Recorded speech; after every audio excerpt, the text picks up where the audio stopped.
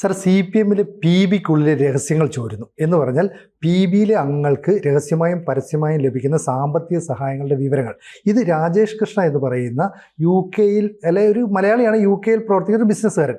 ഇയാൾ കൊടുത്ത ഒരു പരാതിയുമായി ബന്ധപ്പെട്ട് ചില വിവരങ്ങൾ മാധ്യമങ്ങൾക്ക് ചോർന്നു കിട്ടി. അങ്ങനെയാണോ സംഭവം? ഇതെന്താ സംഭവിച്ചിരിക്കുന്നതെന്ന് വെച്ച് കഴിഞ്ഞാൽ ലണ്ടനിൽ ഈ ആളുകളെ റിക്രൂട്ട് ചെയ്യുന്ന കമ്പനിയൊക്കെ നടത്തുന്ന ആളാണ് ഈ രാജേഷ് കൃഷ്ണ. സിനിമ നിർമ്മാതാവൊക്കെയാണ് രാജേഷ് കൃഷ്ണ മുമ്പ് പത്തനംതിട്ടയില് SFIയുടെ ഏരിയ സെക്രട്ടറി ഒക്കെ ആയിരുന്നു. കോളേജിലെ വലിയ നേതാവൊക്കെ ആയിരുന്നു.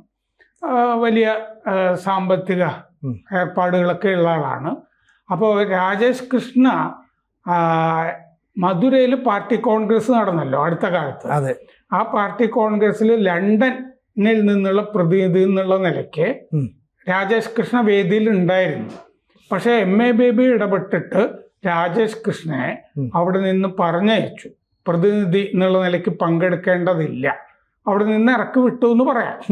അപ്പോൾ അതെന്താന്ന് വെച്ച് കഴിഞ്ഞാൽ PBക്കും CCക്കും കിട്ടിയ പരാതികളുടെ അടിസ്ഥാനത്തിലായിരുന്നു ആ നടപടി എന്നാണ് പറയുന്നത്. അപ്പോൾ ഈ രാജേഷ് കൃഷ്ണയ്ക്കെതിരെ ചെന്നൈയിലെ ഒരു വ്യവസായി PBക്ക് ഒരു പരാതി അയച്ചിരുന്നു. ഇയാൾ ചെയ്യുന്ന പല കാര്യങ്ങളും ഒക്കെ പറഞ്ഞിട്ടുള്ള പരാതി.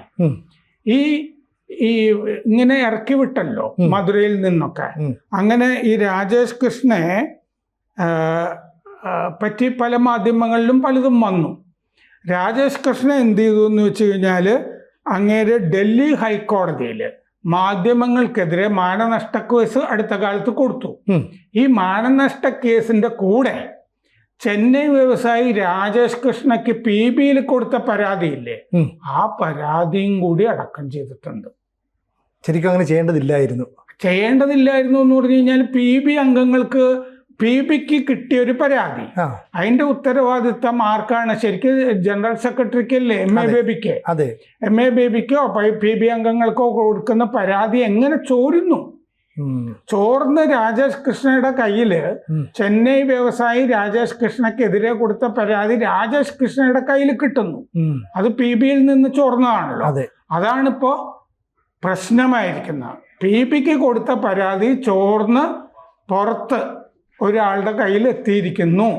കാരണം മാത്രമല്ല, ഒന്ന് ആലോചിച്ച് നോക്കൂ, മാധ്യമങ്ങൾക്കെതിരെ കൊടുത്ത മാനനഷ്ട കേസ് രാജേഷ് കൃഷ്ണ മാധ്യമങ്ങൾക്കെതിരെ മാനനഷ്ട കേസ് കൊടുത്തതിൻ്റെ അകത്ത് PBയിൽ കിട്ടിയ ഒരു പരാതി എങ്ങനെയാണ് അതിൻ്റെ ഭാഗമാകുന്നത്? ഉൾക്കൊള്ളിക്കേണ്ട കാര്യമേ ഇല്ല. അപ്പോൾ PBക്കെതിരെ ചെന്നൈയിലൊരു വ്യവസായി രാജേഷ് കൃഷ്ണക്കെതിരെ PBക്ക് കൊടുത്ത പരാതി ഇതിൻ്റെ അകത്ത് ഉൾപ്പെടുത്തിയത് രാജേഷ് കൃഷ്ണ മനഃപൂർവ്വമല്ലേ എന്നുള്ളതാണ് സംശയം. അപ്പൊ PB പ്രതിക്കൂട്ടിലാവും. MA ബേബിയാണ് രാജേഷ് കൃഷ്ണയെ അന്ന് മധുരയിൽ നിന്ന് ഇറക്കി വിട്ടതെങ്കിൽ MA ബേബിക്കിട്ട് പണിയാനുള്ള ഒരു തന്ത്രമായിട്ട് രാജേഷ് കൃഷ്ണ ഇത് ഉപയോഗിക്കുന്നു അല്ലേ, ചെന്നൈയിലെ വ്യവസായി. പിന്നെ ഈ പരാതി ഭയങ്കര ഒരു ബോംബ് എന്ന് പറയാവുന്ന ഒരു സംഗതിയാണ്. ഈ ചെന്നൈയിലെ വ്യവസായി PBക്ക് കൊടുത്തിരിക്കുന്ന പരാതി.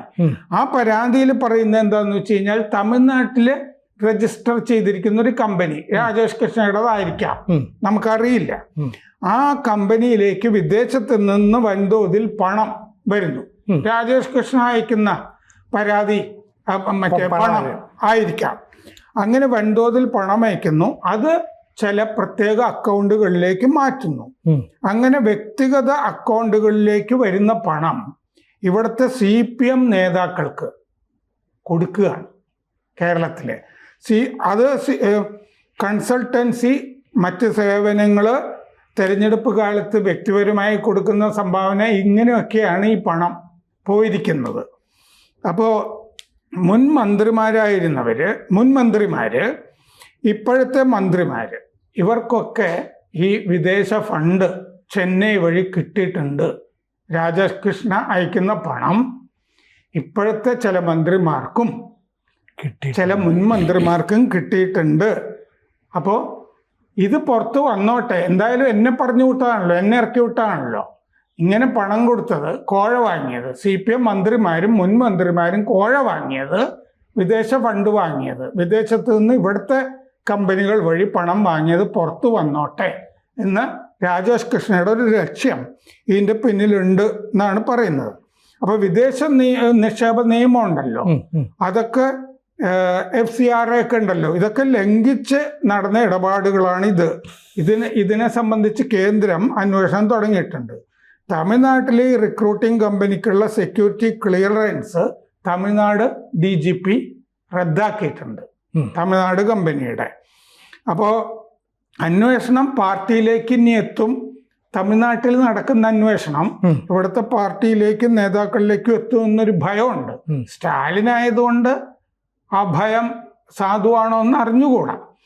പക്ഷെ പാർട്ടിയിലെയും സർക്കാരിലെയും സ്വാധീനം ദുരുപയോഗം ചെയ്തതിനെ പറ്റി ആ രാജേഷ് കൃഷ്ണയും മറ്റും അതിനെ സംബന്ധിച്ചാണ് അവിടെ അന്വേഷണം നടക്കുന്നത് എന്നാണ് പറയുന്നത്. ഇത് 2022 ആണ് ചെന്നൈ വ്യവസായി രാജേഷ് കൃഷ്ണയ്ക്കെതിരെ PBക്ക് പരാതി കൊടുത്തിരിക്കുന്നത്. അത് പാർട്ടി കോൺഗ്രസ് മധുരയിൽ നടക്കുമ്പോൾ ഈ വ്യവസായി സാമൂഹ്യ മാധ്യമങ്ങളിൽ ഇത് പറഞ്ഞിരുന്നു, ചെയ്തിട്ടുണ്ടെന്ന്. ഉള്ളടക്കം എന്താണെന്ന് പറഞ്ഞിരുന്നില്ല. പക്ഷെ ഗുരുതര ആരോപണങ്ങളാണ് ഇപ്പോൾ ഉള്ളത്. അത് പാർട്ടിയെയും സർക്കാരിനെയും ഇനിയുള്ള വരും ദിവസങ്ങളിൽ ഗംഭീരമായിട്ട് ബാധിക്കും. പിന്നെ സർക്കാർ ഈ നമ്മുടെ കോസ്റ്റൽ ബെൽറ്റിൽ, തീരമേഖലയിൽ, കേരളത്തിൽ നടപ്പാക്കുന്ന ചില പദ്ധതികൾ വിദേശത്തെ കടലാസ് കമ്പനിയുമായി ചേർന്നുള്ള സാമ്പത്തിക തട്ടിപ്പിൻ്റെ ഭാഗമാണ് എന്ന് ഈ പരാതിയിൽ പറഞ്ഞിട്ടുണ്ട്. കോസ്റ്റൽ ബെൽറ്റിലൊക്കെ നടപ്പാക്കുന്ന ചില പദ്ധതികൾ ഈ വിദേശത്തെ കടലാസ് കമ്പനിയുമായിട്ട്, അതൊക്കെ വഴിയായിരിക്കും ഈ മന്ത്രിമാർക്കും ഒക്കെ CPI നേതാക്കൾക്ക് പണം കൊടുത്തിട്ടുണ്ടാവുന്നത്. തെളിവൊക്കെ അടക്കം ചെയ്തിട്ടുണ്ട് PBക്കുള്ള പരാതിയിൽ. അപ്പോൾ പാർട്ടി ഇതിനെപ്പറ്റി അന്വേഷിക്കണം, നടപടി എടുക്കണം എന്നാണ് വ്യവസായി ആവശ്യപ്പെട്ടിരിക്കുന്നത്. അപ്പോൾ PBക്ക് കൊടുക്കുന്ന ഒരു കത്ത് സാധാരണഗതിയിൽ രഹസ്യരേഖയായിട്ടിരിക്കേണ്ടതാണ്. പക്ഷേ പുറത്തേക്ക് വന്നു. സാർ, ഈ രാജേഷ് കൃഷ്ണ എന്ന് പറഞ്ഞാൽ എൻ്റെ കൂടെ ഒരു സുഹൃത്താണ്. പക്ഷേ ഈ രാജേഷ് ഇപ്പോൾ SFIയിലൊക്കെ പ്രവർത്തിച്ചാണ് നല്ല രീതിയിൽ പോയത്. പക്ഷേ ഒരു തലപ്പത്തേക്ക് അല്ലെങ്കിൽ ഒരു നേതൃത്വ ലെവലിലേക്ക് രാജേഷ് എത്തിയില്ല പലപ്പോഴും. ഒന്നുകിൽ ഈ പാർട്ടിക്കുള്ളിലെ അല്ലെങ്കിൽ സംഘടനയ്ക്കുള്ളിലെ വിഭാഗീയതയായിരിക്കാം. പക്ഷേ പിന്നീട് യുവ MP മാരായിട്ടുള്ള പലരുമായിട്ട് രാജേഷിന് നല്ല അടുത്ത ബന്ധമുണ്ട്. ഞാൻ ചാനൽ റിപ്പോർട്ടറായിട്ട് മലബാർ മേഖലയിലൊക്കെ നിൽക്കുമ്പോൾ അവിടുത്തെ ചില മത്സരിക്കാനെത്തിയ യുവ നേതാക്കളുടെ കൂടെ നിൽക്കുന്നു. അയാൾ MP ആകുന്നവരെ ഫുൾ ടൈം കൂടെ ഉണ്ട് എന്ന് പറഞ്ഞാൽ പാർട്ടിയോട് അത്രയും അടുത്താണ്. അങ്ങനെ പല നേതാക്കളുമായിട്ട് നല്ല ബന്ധമുണ്ട്. അത്രയും ആഴത്തിലുള്ള ബന്ധമാണ് പാർട്ടിയുമായിട്ട്. പക്ഷേ ഈ പാർട്ടിക്കുള്ളിലെ വിഭാഗീയത തന്നെ ആയിരിക്കില്ലേ രാജേഷിനെയും അന്ന് പുറത്താക്കിയതും ഇപ്പോൾ ഈ പാർട്ടിയിൽ നിന്ന് അകറ്റി നിർത്താനായിട്ട് ചിലർ ശ്രമിക്കുന്നത്, മറ്റ് രേഖകളൊക്കെ ചോർത്തിയെടുക്കാൻ ശ്രമിക്കുന്നത്. അപ്പം ഈ വിഭാഗീയത ഇപ്പോഴും നിലനിൽക്കുന്നതിൻ്റെ ഒരു ഉദാഹരണം കൂടെ അല്ലേ ഇത്? ഒന്നാന്തരം ചോദ്യം. കാരണം രാജേഷ് കൃഷ്ണയ്ക്ക് വലിയ അടുപ്പമുള്ള ഒരാളായിട്ട് പാർട്ടിയിലെ ശത്രുക്കൾ പറയുന്നത് MP ഗോവിന്ദനാണ്. അത് കേരളത്തിലെ പാർട്ടി സെക്രട്ടറി MP ഗോവിന്ദനുമായിട്ട് അല്ലേ? അതെ. MP ഗോവിന്ദന്റെ ഒരു മകൻ സിനിമയുമായി ബന്ധപ്പെട്ട ആളല്ലേ? അതെ അതെ. രഞ്ജിത്തിന്റെ സഹായിയൊക്കെ ആയിട്ട് പ്രവർത്തിച്ചിരുന്ന ഒരാളാണ്. അപ്പോൾ EP ജയരാജൻ ആണ് ആ മധുരയിൽ നിന്ന് ഇറക്കി വിട്ടില്ലേ MA ബേബി, അതിന്റെ പിന്നിൽ EP ജയരാജനാണ് എന്ന് പൊതുവെ പറയപ്പെടുന്നുണ്ട്. അപ്പൊ EP ജയരാജനും MP ഗോവിന്ദനുമായിട്ടൊരു പോട്ടിയില്ല. അതിൽ രാജേഷ് കൃഷ്ണ പെട്ടിട്ടുണ്ടാകാം. കാരണം അന്ന് MA ബേബിയോട് പറഞ്ഞിട്ട് രാജേഷ് കൃഷ്ണയെ മധുരയിലെ വേദിയിൽ നിന്ന് പുറത്താക്കിയത് EP ജയരാജൻ ഇടപെട്ടിട്ടാണ് എന്ന് സഖാക്കൾ തമ്മിൽ പറയുന്നുണ്ട്. പിന്നെ PV അൻവറുമായിട്ട് വലിയ ബന്ധ രാജേഷ് കൃഷ്ണയ്ക്ക്. PV അൻവർ വലിയ സുഹൃത്താണ്. അപ്പോൾ ഈ പത്തനംതിട്ടയിലെ പഴയ ഏരിയ സെക്രട്ടറി ആണ് എന്ന് പറഞ്ഞിട്ടുണ്ടല്ലോ. ഒരു സിനിമാ സംവിധായികയെ രാജേഷ് കൃഷ്ണ കബളിപ്പിച്ച ഒരു ആരോപണം പാർട്ടിയുടെ അകത്ത് നിലനിൽക്കുന്നുണ്ട്. പിന്നെ കേരളത്തിൽ ഒരു ഓൺലൈൻ ചാനലിന്റെ ഉടമയെ ലണ്ടനിലെ എയർപോർട്ടിൽ വെച്ച് അല്ലേ രാജേഷ് കൃഷ്ണ തല്ലാൻ പോയതും ഒക്കെ വലിയ വാർത്തയായിരുന്നു, വിവാദങ്ങൾ നിറഞ്ഞിരുന്നു. അതെ. അപ്പൊ രാജേഷ് കൃഷ്ണക്കെതിരെ ഇങ്ങനെ പല തരം പരാതികൾ സിനിമയുമായി ബന്ധപ്പെട്ടും ഒക്കെ, ഒരു സംവിധായകയുമായി ബന്ധപ്പെട്ട സാമ്പത്തിക തട്ടിപ്പിൽ രാജകൃഷ്ണ ഉണ്ട് എന്നൊക്കെ ഇങ്ങനെ മാധ്യമങ്ങളിൽ ഒരു പ്രധാനമായിട്ട് ഒരു ഓൺലൈൻ മാധ്യമത്തിനെതിരെയൊക്കെയാണ് ഈ ഡൽഹി ഹൈക്കോടതിയിൽ കേസ് കൊടുത്തിരിക്കുന്നത്. അതിലാണ് ചെന്നൈ വ്യവസായി PBക്ക് കൊടുത്ത പരാതി വന്നിരിക്കുന്നത്. അപ്പൊ PBയിലെ തന്നെ ആരോ ആണ് രാജേഷ് കൃഷ്ണയ്ക്ക് അത്രയും ബന്ധമുണ്ടല്ലോ അതെ. ഈ പാർട്ടിയിൽ രഹസ്യമായി ഇരിക്കേണ്ട രേഖ ചോർത്തി കൊടുത്തിരിക്കുന്നത്. അപ്പൊ കുറെ മുൻമന്ത്രിമാർക്കെതിരായ ആരോപണങ്ങൾ കൂടി അടങ്ങുന്നതാണ് ഈ രേഖ. അതുകൊണ്ട് രേഖ ഇപ്പൊ പബ്ലിക് സ്പേസിൽ പൊതുജന മധ്യത്തിൽ പരസ്യമായി രേഖ വന്നുകൊണ്ടിരിക്കുകയാണല്ലോ. കോടതിയിലുള്ളത് പൊതുജന മധ്യത്തിൽ വരുമല്ലോ. ഇപ്പൊ പാർട്ടിയെ കാര്യമായി പിടിച്ചുലയ്ക്കുന്ന ഒരു സംഭവമാണ് നമ്മളിപ്പോൾ ചർച്ച ചെയ്തിരിക്കുന്നത്. എവിടം വരെ എത്തുന്നു എന്ന് നോക്കാം. എന്ന് പറഞ്ഞാൽ ഇതിന്റെ തുടർ ചലനങ്ങൾ ഉണ്ടാകുമെന്ന് ഉറപ്പാണ്. അത് ഉറപ്പാണ്. നമുക്ക് കാത്തിരിക്കാം. കൂടുതൽ വാർത്തകളും വിശേഷങ്ങളും നിങ്ങളിലേക്ക് എത്താൻ ABC മലയാളം സബ്സ്ക്രൈബ് ചെയ്യുക, ബെൽബട്ടനും അമർത്തുക.